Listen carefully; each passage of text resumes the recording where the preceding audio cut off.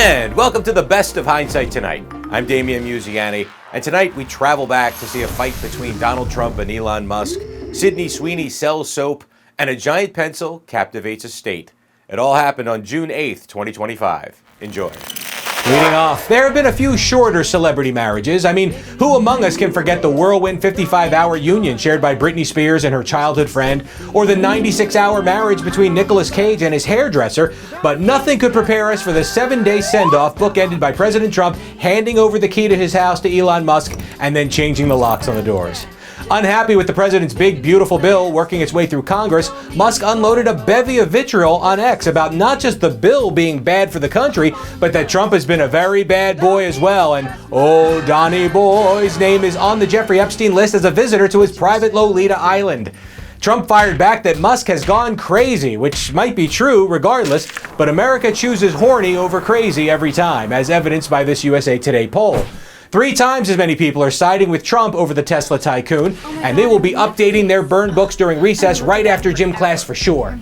What does it mean for us? Probably not another impeachment, especially since Congress stays red until at least the midterm elections, which are 17 months away.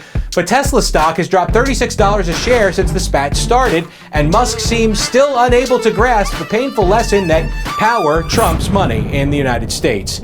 And if that doesn't quench your sensationalist thirst, have yourself a grimy gulp of Sydney Sweeney.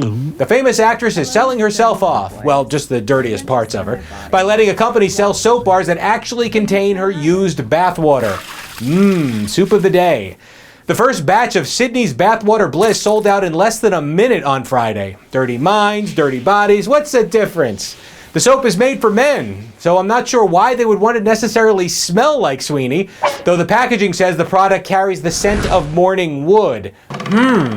Maybe the busty bombshell is hiding more curves than we thought under those bubbles. The point of it all is, even if the next batch of this sucker soap doesn't sell out, you know that Sydney Sweeney definitely has. And speaking of suckers, a bunch of them showed up in Minnesota this weekend, where it must be very boring to live. Today is the annual day that crowds surround a decapitated oak tree whittled into the shape of a pencil, while 2 bozos with a makeshift sharpener slice off a couple inches at the top. The Leaning Tower of Pencil has been a community spectacle that draws hundreds of gawkers to this small suburb of Minneapolis, and let's be honest, this thing would have been sawed down, graffitied, or set on fire years ago by Gen Z hoodlums if this were in any other state in America. Sheesh, I'll bet these residents at some point in their lives also bought the Brooklyn Bridge. Hey, Margie, what do you want to do today? Oh, I don't know. Let's go to Minneapolis and stare at the pencil tree for 3 hours.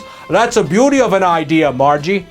With distractions like these taking America's attention away from important current events, what we need right now is an eraser. And that's your news. Please give us a like, comment, and subscribe, and I'll see you next week with Fresh Hindsight.